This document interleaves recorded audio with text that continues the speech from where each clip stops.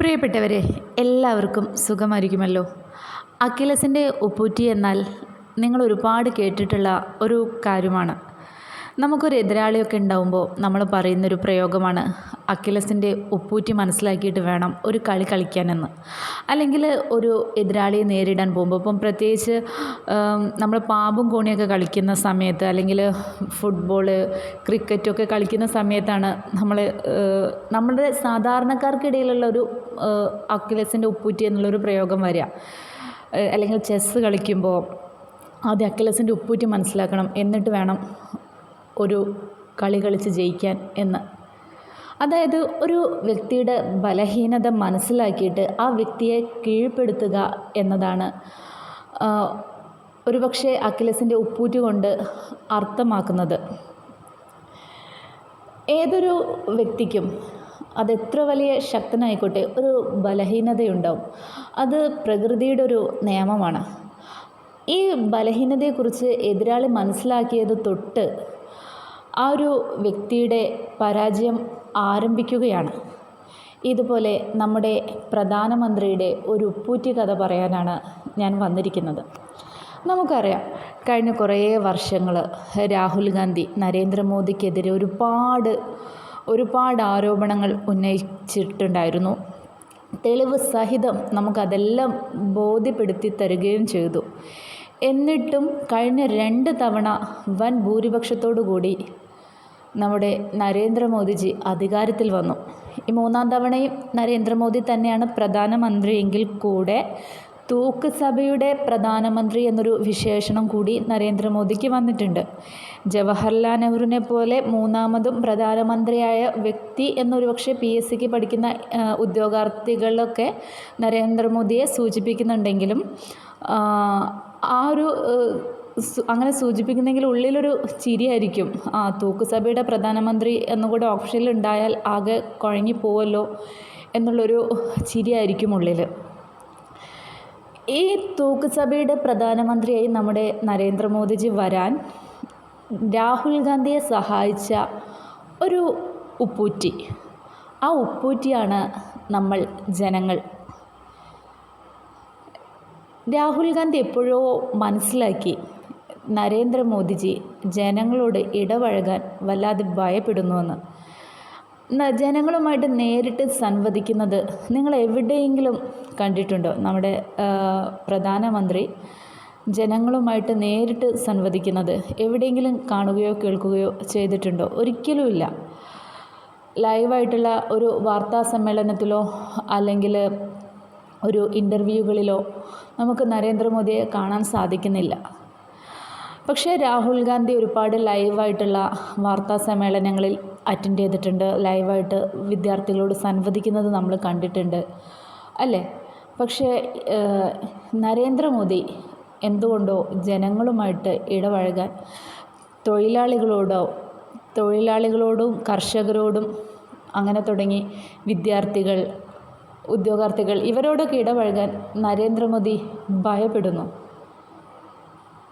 നരേന്ദ്രമോദിയുടെ ഒരു ഉപ്പൂറ്റി ആണ് ജനങ്ങൾ, അല്ലെങ്കിൽ അക്കിലസിൻ്റെ ഉപ്പൂറ്റി എന്ന പോലെയാണ് നരേന്ദ്രമോദിക്ക് ജനങ്ങൾ എന്ന് രാഹുൽ ഗാന്ധി മനസ്സിലാക്കി. അങ്ങനെയാണ് നമ്മുടെ രാഹുൽ ഗാന്ധി ഭാരത് ജോഡോ യാത്ര ആരംഭിക്കുന്നത്. ഭാരത് ജോഡോ യാത്രയിൽ യാത്ര തുടങ്ങുന്ന സമയത്ത് ധാരാളം പരിഹാസങ്ങൾക്ക് രാഹുൽ ഗാന്ധി ഇരയായിട്ടുണ്ട്. നമ്മളെല്ലാവരും അത് കാണുകയും കേൾക്കുകയും ചെയ്തവരാണ്. പ്രഷർ, കൊളസ്ട്രോള്, ഷുഗർ ഇതൊക്കെ കുറയാൻ നടത്തം സഹായിക്കും. കേരളം വിട്ടാൽ പിന്നെ രാഹുൽ ഗാന്ധി ഒറ്റയ്ക്ക് നടക്കേണ്ടി വരും. അങ്ങനെ ഒരുപാട് പരിഹാസങ്ങൾ രാഹുൽ ഗാന്ധി അനുഭവിക്കേണ്ടി വന്നിട്ടുണ്ട്. പക്ഷേ ഇതിനെല്ലാം രാഹുൽ ഗാന്ധി ഉത്തരം നൽകിയത് രാഹുൽ ഗാന്ധിയുടെ പ്രവൃത്തിയിലൂടെയായിരുന്നു. ഭാരത് ജോഡോ യാത്ര പൂർണ്ണ വിജയമായിരുന്നു എന്നത് BJP ചാഴ്വുള്ള മാധ്യമങ്ങൾ പോലും സമ്മതിച്ച ഒരു കാര്യമാണ്. ഭാരത് ജോഡോ യാത്രയെ രാഹുൽ ഗാന്ധിക്ക് പൂർണ്ണ വിജയത്തിലെത്തിക്കാൻ സാധിച്ചത് രാഹുൽ ഗാന്ധി ജനങ്ങൾക്കൊപ്പം കൂടുതൽ ഇടപഴകാൻ ആഗ്രഹിച്ചതുകൊണ്ടും ആ ഒരു ആഗ്രഹം നിറവേറ്റാൻ രാഹുൽ ഗാന്ധിക്ക് സാധിച്ചതുകൊണ്ടുമാണ് അദ്ദേഹം നിരന്തരം സാധാരണക്കാരായ ജനങ്ങളോട് സംസാരിക്കുകയായിരുന്നു, അവരുടെ പ്രശ്നങ്ങൾ ചോദിച്ചറിയുകയായിരുന്നു.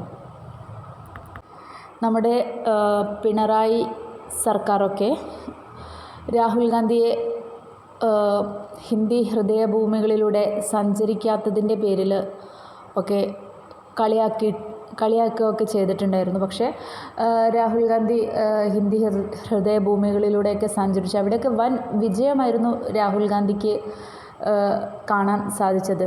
ഒരുപക്ഷെ കേരളത്തിലുള്ളതിനെക്കാട്ടിലും ജനക്കൂട്ടം ഹിന്ദി ഹൃദയഭൂമികളിലായിരുന്നു എന്ന് തന്നെ നമുക്ക് പറയാം. നമ്മൾ ആ ദൃശ്യങ്ങളെല്ലാം കണ്ടവരുമാണ്.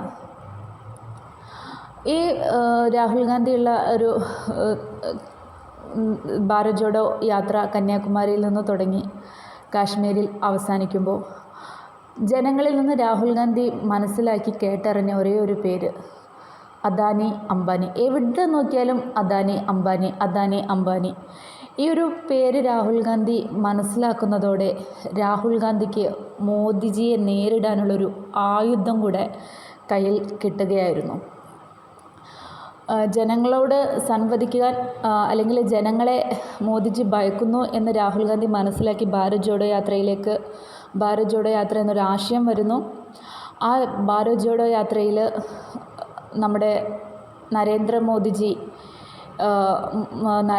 പിന്നെ അദാനി അംബാനിയൊക്കെ തമ്മിലുള്ളൊരു കൂട്ടുകെട്ടിനെ കുറിച്ച് രാഹുൽ ഗാന്ധി ഒന്നും കൂടെ ആഴത്തിൽ അല്ലെങ്കിൽ ഗൗരവത്തോടു കൂടി ശ്രദ്ധിക്കുന്നു. ജനങ്ങളിൽ നിന്ന് കൂടുതൽ ഈ ഒരു പേരുകൾ മാത്രം കേൾക്കുന്നു. എവിടെ നോക്കിയാലും അദാനി അംബാനി.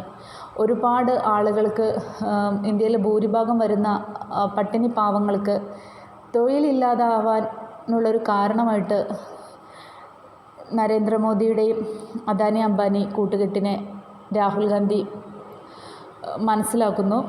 അത് നമുക്ക് രാഹുൽ ഗാന്ധി ബോധ്യപ്പെടുത്തി തരികയും ചെയ്യുന്നു. നമ്മൾ പാർലമെൻറ്റിൽ അദ്ദേഹത്തിൻ്റെ സ്പീച്ചൊക്കെ കാണുകയും കേൾക്കുകയൊക്കെ ചെയ്തതാണ്. പാർലമെൻറ്റിലെ സ്പീച്ചിൽ അദാനിയുടെയും അംബാനിയുടെയും മോദിജിയുടെയും ഒരു കൂട്ടുകെട്ടിനെ കുറിച്ച് അദ്ദേഹം പാർലമെൻറ്റിൽ നടത്തിയ സ്പീച്ചിന് ശേഷം പാർലമെൻറ്റിൽ നിന്ന് തന്നെ രാഹുൽ ഗാന്ധി അയോഗ്യനാക്കപ്പെട്ടു. നമ്മൾക്കൊരിക്കലും മറക്കാൻ കഴിയില്ല. ജനാധിപത്യ രാജ്യത്തിൻ്റെ ഏറ്റവും വലിയൊരു വെല്ലുവിളി കൂടിയായിരുന്നു രാഹുൽ ഗാന്ധി തന്നെ പാർലമെൻറ്റിൽ നിന്ന് അയോഗ്യനാക്കപ്പെടുമ്പോൾ. പക്ഷേ പൂർവാധികം ശക്തിയോടെ രാഹുൽ ഗാന്ധി പാർലമെൻറ്റിലേക്ക് തിരികെ ചെന്നു എന്നതും നമ്മുടെ ഏറ്റവും വലിയ ഒരു വിജയമായിരുന്നു. ഇവിടെയൊക്കെ രാഹുൽ ഗാന്ധിക്ക് കിട്ടിയ ഒരു ഏറ്റവും മൂർച്ചയുള്ളൊരു ആയുധമായിരുന്നു നരേന്ദ്രമോദിക്കെതിരെ ഉള്ളൊരു ശക്തമായിട്ടുള്ള ഒരു ആയുധം അദാനി അംബാനി, ആ ഒരു കൂട്ടുകെട്ട്. പല തെളിവുകളിലൂടെ രാഹുൽ ഗാന്ധി നമുക്കത് ബോധ്യപ്പെടുത്തി തന്നു. തുടക്കം ഭാരത് ജോഡോ യാത്രയാണ്. പിന്നെ നരേന്ദ്രമോദിയുടെ ഒരു കൗണ്ട് ഡൗൺ ആ ഒരു ഭാരത് ജോഡോ യാത്രാ സമയം തൊട്ട് തുടങ്ങി കഴിഞ്ഞു. അദ്ദേഹം നരേന്ദ്രമോദി പല തരത്തിലും രാഹുൽ ഗാന്ധിയെ കളിയാക്കുന്നുണ്ടായിരുന്നെങ്കിലും അദ്ദേഹത്തിൻ്റെ താടിയും മുടിയൊക്കെ കണ്ടിട്ട് പല BJP നേതാക്കന്മാരും നമ്മുടെ സദ്ദാം ഹുസൈനെ പോലെ ഉണ്ടെന്നൊക്കെ പറഞ്ഞ് ഒരുപാട് BJP നേതാക്കൾ രാഹുൽ ഗാന്ധിനെ കളിയാക്കിയിട്ടുണ്ടായിരുന്നു. അവർക്കുള്ള മറുപടി ഈ ഒരു ലോക്സഭാ ഇലക്ഷനിലൂടെ രാഹുൽ ഗാന്ധി നൽകുകയാണ് ഉണ്ടായത്. അയോധ്യയിൽ പോലും BJPക്ക് കനത്ത തോൽവിയാണ് നേരിടേണ്ടി വന്നത്. ഒരു പ്രതിപക്ഷ നേതാവ് എന്നൊരു സ്ഥാനത്തേക്ക് രാഹുൽ ഗാന്ധി വളർന്നു വരുമ്പോൾ അവിടെ നമ്മൾ കാണുന്നത് ദുർബലനായൊരു പ്രധാനമന്ത്രിയെ കൂടിയാണ്. ഇതിൻ്റെ ഏറ്റവും വലിയൊരു കാരണം രാഹുൽ ഗാന്ധി നരേന്ദ്രമോദിജിയുടെ ഒരു ബലഹീനത അല്ലെങ്കിൽ അക്കിലസിൻ്റെ ഉപ്പൂറ്റി പോലെ ഒരു ആയുധം രാഹുൽ ഗാന്ധി കൈവശപ്പെടുത്തിയിരിക്കുന്നു എന്നത് തന്നെയാണ്. രാഹുൽ ഗാന്ധി ഇനിയും വിജയത്തിൽ എത്തപ്പെടും, നമ്മുടെ രാജ്യത്തിൻ്റെ പ്രധാനമന്ത്രിയാവും എന്ന കാര്യത്തിൽ യാതൊരു തർക്കവുമില്ല. ഈ തൂക്കുസഭയ്ക്ക് അധികം ആയുസ്സൊന്നുമില്ല. ഒരു പ്രവചനം പോലെ ഞാൻ നിങ്ങളോട് പറയുകയാണ്. ഒരു പ്രവചനമോ ഒരു ദീർഘവീക്ഷണമായി നിങ്ങൾക്ക് പരിഗണിക്കാം. മാസങ്ങൾക്കുള്ളിൽ തന്നെ ഈ തൂക്കുസഭ നിലംപതിക്കും. ആ സമയം നമ്മുടെ രാഹുൽ ഗാന്ധി പ്രധാനമന്ത്രിയായി വരികയും ചെയ്യും. പിടിച്ചു നിൽക്കാൻ നമ്മുടെ നരേന്ദ്രമോദി വല്ലാതെ പെടുന്നുണ്ട്. ചെറിയ രീതിയിലൊക്കെ ന്യൂസ് പുറത്ത് വരുന്നുണ്ടെങ്കിലും അത്തരം വാർത്തകളെ പിടിച്ചു കെട്ടാൻ BJP വല്ലാതെ കഷ്ടപ്പെടുന്നുണ്ടെങ്കിലും ഒരു ദിവസം തൂക്കുസഭ നിലം പതിക്കും. രാഹുൽ ഗാന്ധി പ്രധാനമന്ത്രിയാവും. എല്ലാവർക്കും നന്മയുണ്ടാവട്ടെ. Thank you.